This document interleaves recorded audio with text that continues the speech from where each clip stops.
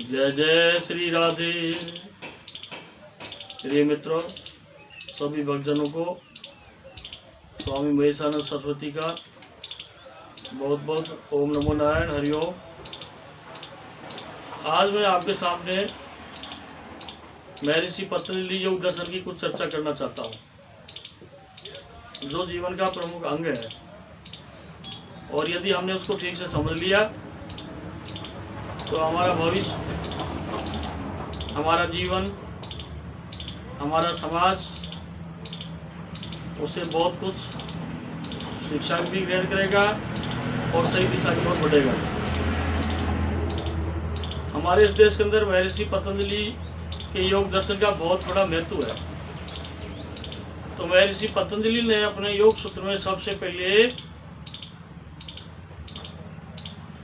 यम नियम बताए हैं, 8 अंग बताए हैं। तो उनमें यम नियम, तो 5 यम और 5 नियम, और आसन, प्राणायाम, धारणा, ध्यान और समाधि, इस तरह से 8 अंग है प्रति अंग। लेकिन 5 यम और 5 नियम इस संसार, इस कलयुग में इस जीव के लिए अमृत की तरह से सिद्ध होते हैं। तो उसमें पहले क्या है? सत्य, अहिंसा, अस्तेय, ब्रह्मचर्य और अपरिग्रह।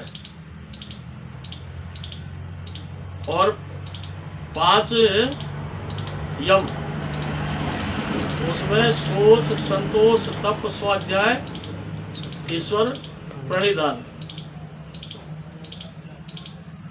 तो इनका एक एक का बहुत ही महत्व है। तो जीवन में अहिंसा, अहिंसा का मतलब ये है, हम किसी भी जीव के प्रति, अहिंसा 3 प्रकार की होती है। हिंसा 3 प्रकार की होती है, मन से, वचन से, कर्म से। तो यदि हम मन से किसी के लिए बुरा नहीं सोचेंगे, कर्म के द्वारा किसी का बुरा नहीं करेंगे, इंद्रियों के द्वारा किसी का बुरा नहीं करेंगे, और वचन के द्वारा किसी को कड़वा नहीं बोलेंगे, तो हम हिंसा से बच जाएंगे। सत्य, सत्य क्या है? अगर जो यथार्थ है वो सत्य है। जैसा देखा, जैसा सुना, जैसा शास्त्रों ने कहा, वो सत्य है। अपरिग्रह, आवश्यकता से अधिक किसी वस्तु का संग्रह नहीं करें। जिस तरह से आज ये देश के अंदर व्यापक भ्रष्टाचार पनप रहा है।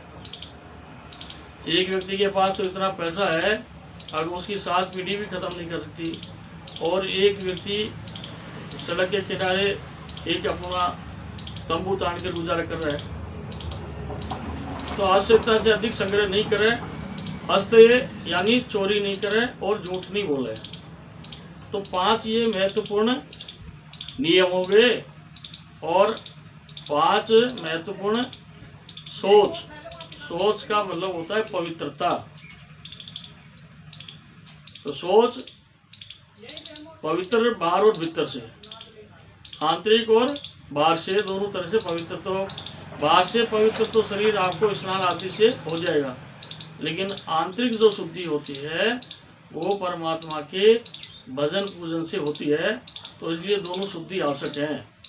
संतोष, संतोष के अंदर जितना आपके पास है उसमें आप खुश रहें, उसी में आप मस्त रहें, और भविष्य की चिंता की आवश्यकता नहीं हो।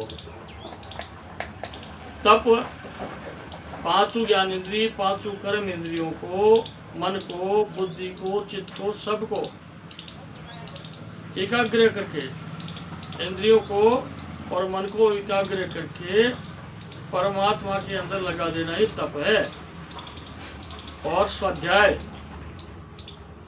मैं कौन हूँ, ये मैं कहाँ से आया हूँ, ये अनुभव करे।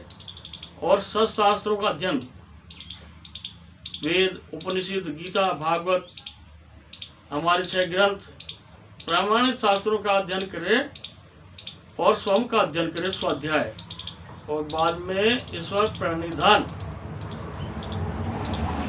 प्रभु की शरण में जाए, समर्पण भाव से भगवान की शरण में जाए, और जो भी करता है सुबह से शाम तक जो भी किया है वो सब भगवान का समझकर भगवान को अर्पण करे, तो यम नियम का आसानी से पालन होगा।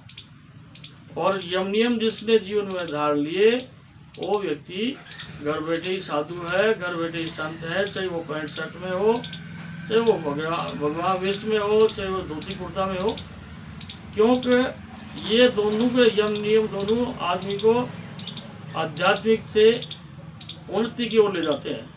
और इसके बाद में आसन, आसन से क्या होता है, तन स्थिर होता है, शरीर की चंचलता खत्म हो जाती है और ईश्वर के भजन में मन लगता है, हमारा ध्यान में मन लगता है। और प्राणायाम करने से नाड़ियों का शोधन होता है। हमारे शरीर में 72 करोड़ 72,07,712 नस नाड़ियाँ हैं, तो इनमें से 10 बहुत महत्वपूर्ण है और 10 में भी ईड़ा पिंगला सुषुम्ना महत्वपूर्ण है। तो प्राणायाम के द्वारा हमारी सभी नाड़ियों का शोधन होता है और हमारे जो अष्टकमल हैं वो अंदर से खुलने लग जाते हैं और हमको एक उत्कृष्ट ज्ञान की प्राप्ति होती है। तो ये सारा का सारा आज मैंने थोड़ा संक्षिप्त रूप में बताया है। अगले वीडियो के अंदर इस पर फिर चर्चा करेंगे। आज इतना ही। जय जय श्री राधे, जय जय श्री राधे, जय जय श्री राधे श्याम।